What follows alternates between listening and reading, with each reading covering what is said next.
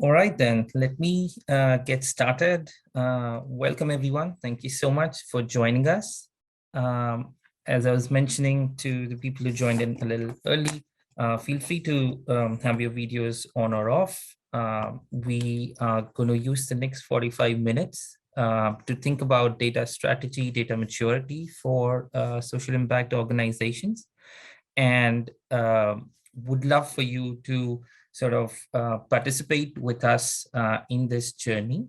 I would love for this to not be a boring session where I'm the only one talking. So would love for all of you to engage. We are a relatively small, intimate group. So it'll be great for all of us to have our voice in.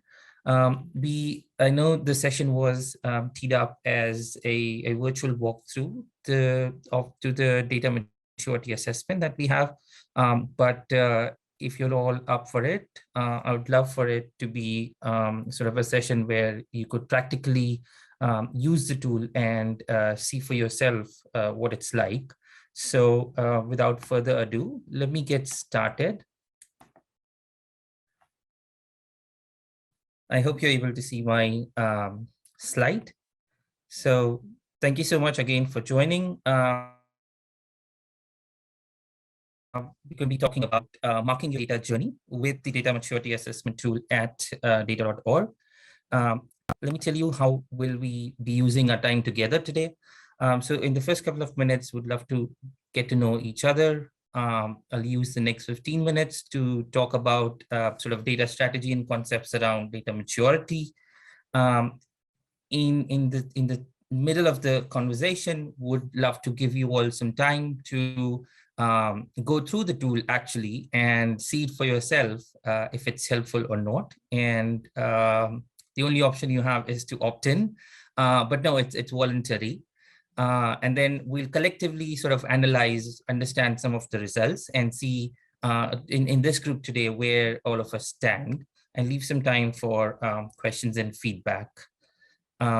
So I'm Priyank Hirani. I'm the program lead for the Capacity Accelerator Network at data.org. Data.org is a neutral platform for partnerships for building the field of data science for social impact. The Capacity Accelerator Network is on a mission to train 1 million data professionals, purpose-driven data professionals in the next 10 years. So it's a daunting task, and we would love for sort of as much partnerships that we get on this journey to be able to define the future. What would a future data professional look like with an IDEA lens? Would now love to hear a little about all of you. So I would request you to go to www.menti.com. I'm not sure if anyone's used this tool before, but if you've used it, it's very easy to use. You can use the code that is on my screen right now and enter in. This is going to be an anonymous tool, so your name will not be displayed to us, but would just love to see where is everyone joining us from today. Yeah, you could just put down the name of your town, city, village. Yeah, I'll give you a couple of minutes to get on there.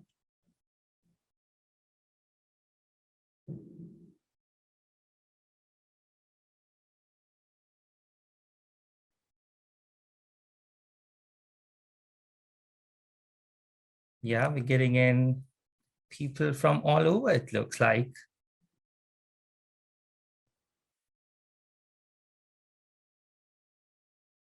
We've got about half the responses. If the others have any trouble accessing it, please let us know in the chat. It will help you out.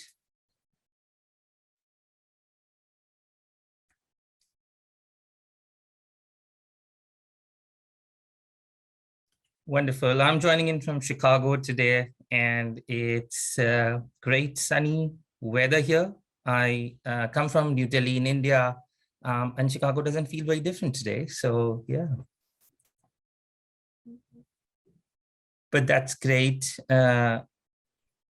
I'll get to the next question. And this was really just to let you all get a flavor of using menti.com in case you haven't used it before. We would love for this tool to be a method for us through this session to understand and have your voice in to it. But let me ask you something a little more interesting than this. And that is, what is your favorite ice cream flavor?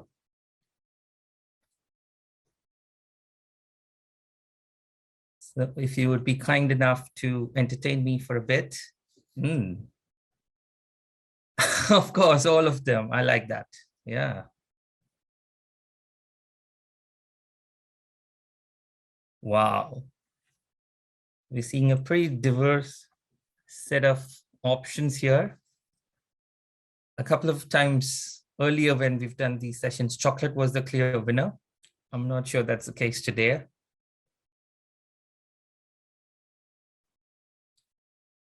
But yes, for those of you who are just joining us, we would love to sort of make the session interactive with being able to use your answers through the menti.com. So while you're on this presentation, if you can go to www.menti.com and use the code. My colleagues also put that in the chat. And you'll see this question pop up. Feel free to answer. I'll move on to the next one because we don't have much time. But do tell us, what is your role within your organizations? And this is mainly to understand sort of people from different backgrounds within the organization can definitely take the data maturity assessment. And as we look in the section for analyzing some of our results together, we'll also see a diverse way of how people interpret data maturity, right? So what we have realized in getting some user feedback earlier is that within the same organization, when different people took the data maturity assessment, they were able to use the results they got, the final product, as a conversation starter, because each of their perception of where the organization was within their data maturity cycle was very different. So that's what we would love to get into later today. But let me move on and get started with talking about why your data journey matters, right? I'm sure throughout the Good Tech Fest, there are a number of sessions that you've been part of, and all of you really understand that data cannot be an afterthought.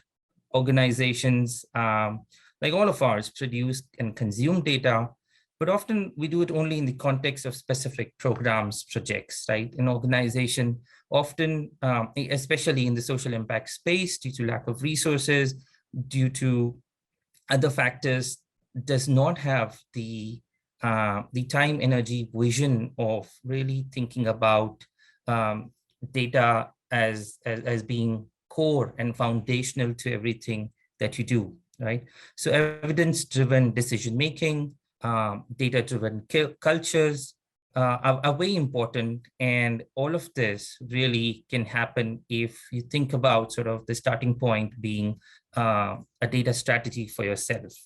So really thinking about data strategy as the underpinning item on being able to use data analytics and AI to make fact-based decisions, as well as drive programmatic processes, is going to be crucial.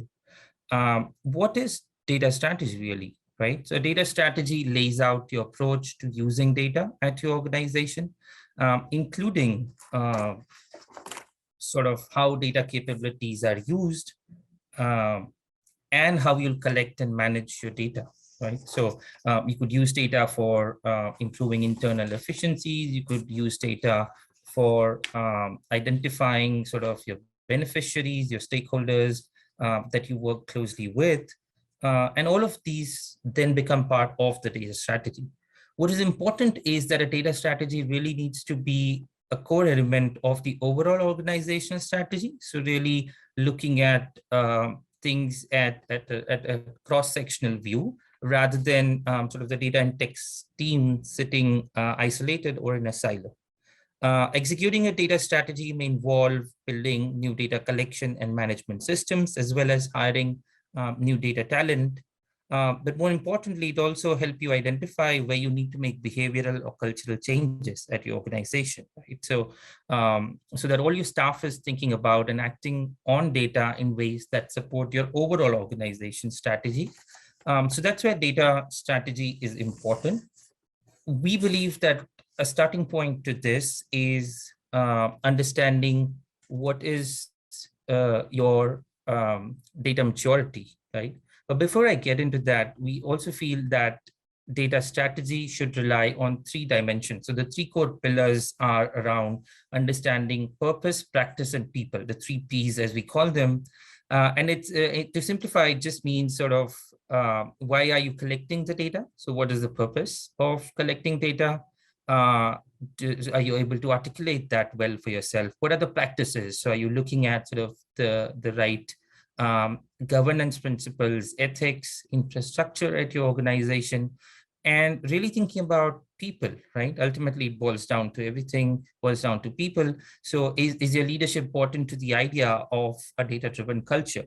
Do you have the right set of skill sets within the organization? So technical skill set, workflow changes, as well as is it a culture of that is embedded within evidence-driven decisions, right?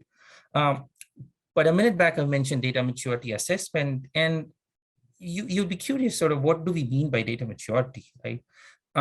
It's essentially your organization's use of data as a capability, right? So as I said, you could use it for improving your effectiveness or efficiency. And we designed the data maturity assessment to be that provider of a snapshot for social impact organization professionals such as yourself, with a current actionable snapshot for your data maturity, right? The data maturity tool that I'm going to talk about is really like a 10 to 12 minute quick assessment. It helps you sort of gauge your organization's current state in its data journey, as well as identify opportunities to improve your practices. So it's a practical tool.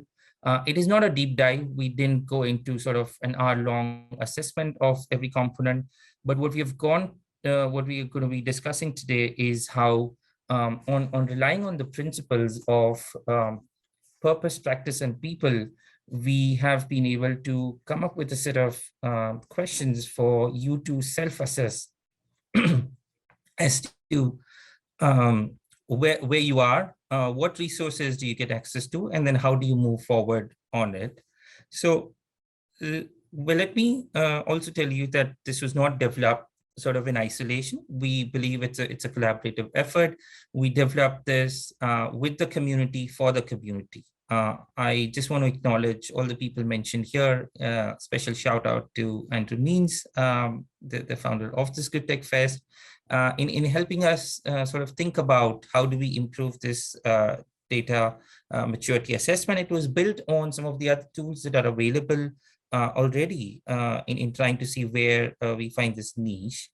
So I'll quickly take you through the assessment. So and as I finish as I wrap up this, we would also give you time to quickly go through this, and then we'll come back to this platform to sort of together analyze the results.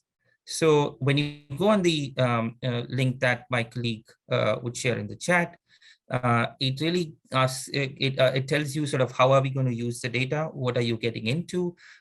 We do adhere to a data privacy policy where we don't share your personal data without your permission with anyone. We would love to use aggregated results to look at sectoral trends, but the idea is for you to be able to have access to your personal data and your specific results. So as you begin, we'll ask you a little about yourself, your organization, the type of work you do, and really keep that information separate from the results page. So when we go to the results page, you'll see that that is not displayed there. As you move through each section on the top tab, it lets you see where you are. It also gives you sort of the time that you'll need to complete that session approximately. And you will see that the questions are sort of multiple choice questions, and you go between these three sections.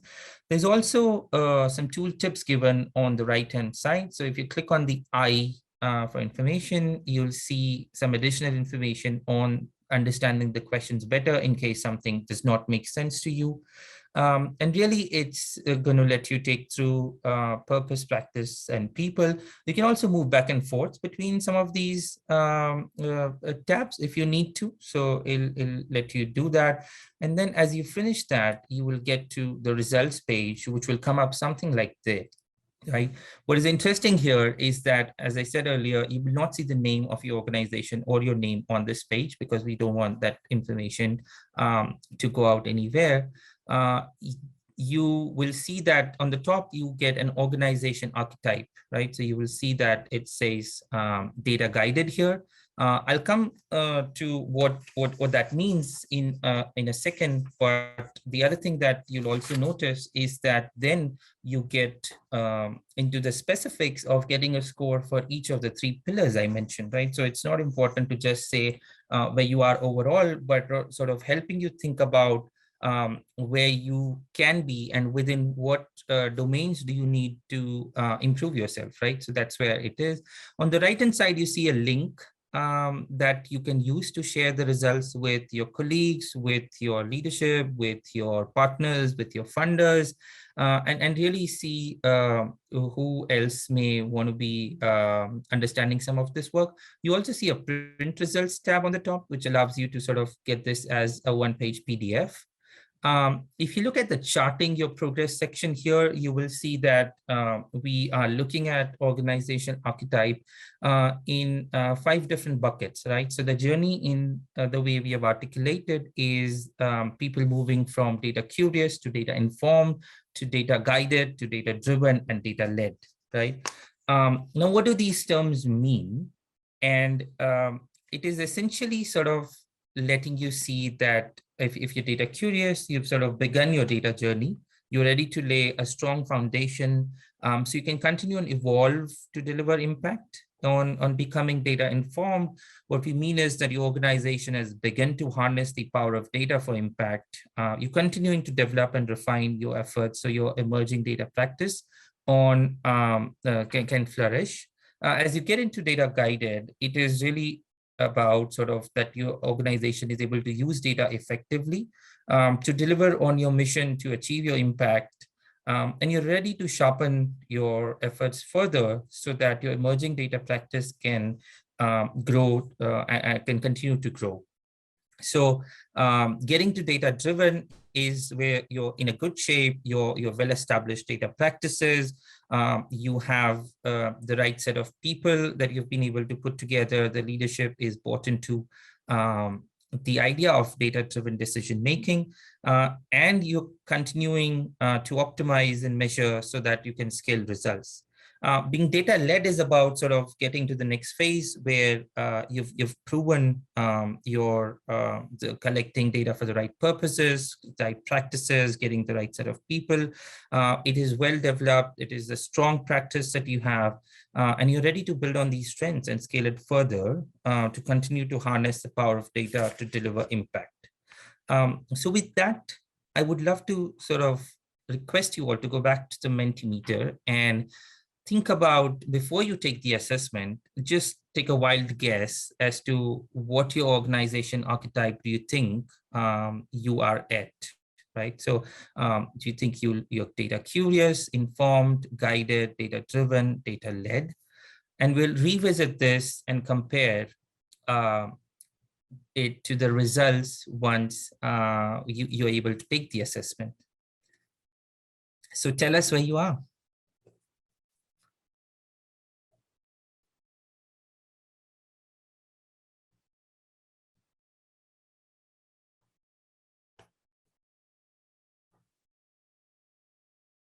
Okay, no one thinks they're data led yet. I see a lot of humility. So it looks like it's evenly distributed between the first few buckets. And some more people are still writing in. For some of you who have joined us late, feel free to use go to the website listed here, use the code, and join in, participate. We would love to make this interactive. So help us there. I see a question from Rachel. Is data-led the goal, or does it make sense to use data to supplement instinctive knowledge? It could be the goal if you want it for your organization, right? So when the way we have projected this data journey, and I'll come into the specifics of it once you have gone through the assessment. I don't want to reveal too much upfront, but ideally organizations would want to be on that path if you think it makes sense for you. When we say data-led, we don't mean that all organizations need to use sort of the latest AI ML models or predictive analytics. If it makes sense for your organization and your purpose to be looking at sort of the data analytics in a different way, that is absolutely fine. So it is, data-led is the goal for each organization to get to within the ambit of what is the kind of data practice you want to develop for yourself. But thanks so much. This helps with getting there. So as I said, we are sort of, the highest is 31% for data guided and data curious. Let's now get to help you all start your data journey. Join us as we discuss the results here collectively. We asked you about what organization archetype did you think you were. Let me pose that question back and see what did you actually get. So I'll be very curious to see if what you had estimated for yourself, is that what you got now? So if you go to menti.com and if you're able to answer this question, let's see where we all landed.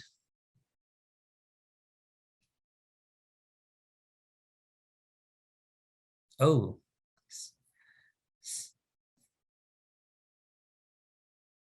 so I see that a number of us had underestimated ourselves. So it's great to see that we have more people in data-driven, data-led, which is great, as some of you have already had good established data practices within your organizations. So that's great. As others get to answering this, let me go a level deeper and help you think about collectively. Let's see, what was your score for each dimension, right? As I said earlier, it's not just important to look at the overall, but let's look at the scores in purpose, practice, and people.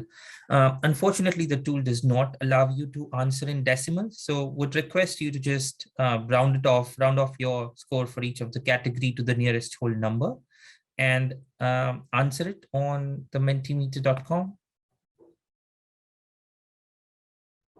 Yes, Noreen, I hear you. We have a lot of people, cautious types here, which is also for us to know that we should probably be starting to get more proud and happy about the practices that all of us are setting up. I completely agree with what Jenna has mentioned in the chat. That yes, it's different for who is taking this assessment within the organization, which is where we recommend sort of different people in different teams taking this up, and then maybe just using a coffee chat to discuss or analyze the results together. So today what we're doing is just to give you a flavor of how some of these conversations can shape up.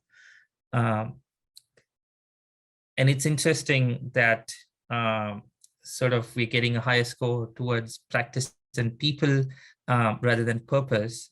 In some of the early sessions, you've seen that people have mostly gotten the highest score for purpose, which is where some of the reasons why the data is being collected and used is well established, but not always in terms of the practices of people.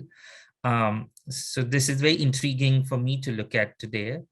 Let me think about sort of giving you the specifics and revealing what was happening. You would have, if you scroll down on your results page on the data maturity assessment, you would have seen the what I'm showing on my screen right now. So some of these boxes, we have split the three dimensions that we talked about in 10 subcategories, right? So, and really this is where the insights will help you think about what aspects within your data journey or of the organization or within your data maturity levels are you getting, are you needing to improve, or you're good at and you can strengthen them further, right? So for example, in purpose, we're talking about application analysis and strategy. So what are the kinds of applications for which you are really collecting the data? What sort of analysis are you doing already or you intend to do?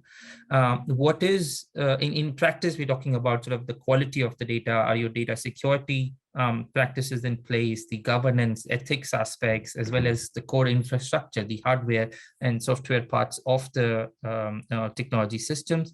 And then in people, we're looking at sort of leadership. So does your sort of C-suite as well as board of advisors, etc., have the data and technical bend?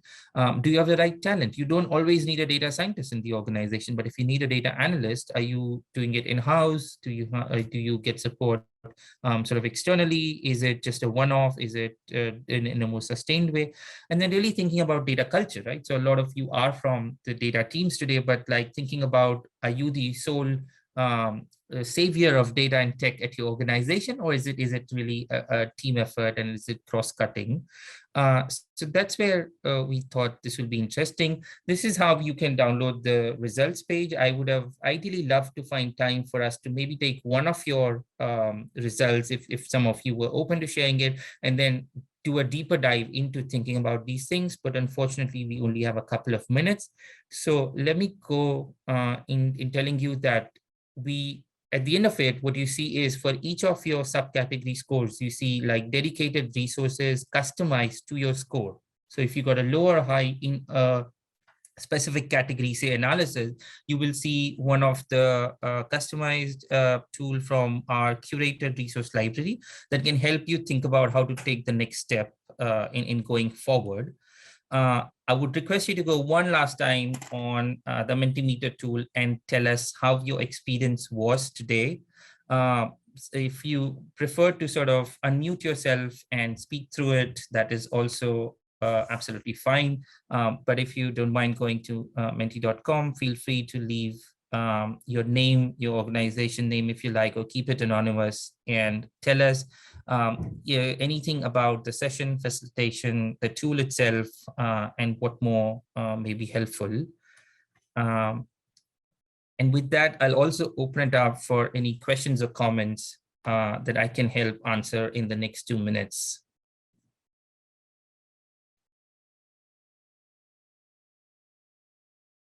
I see a comment in the chat from one of our members today saying that the categories sound very optimistic.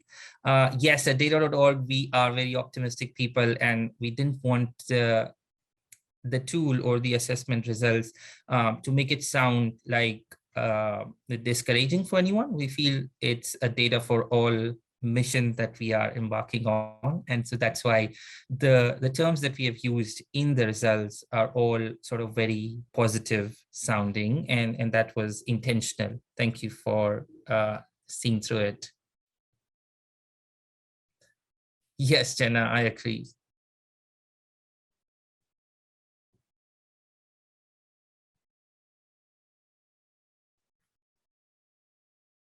If there's something on the tools that you think can be improved, if there was a surprise element in the results page, etc., or if there were sort of aspects that you thought we missed out, we would also be interested to sort of hear what more tools like these could do. Yeah.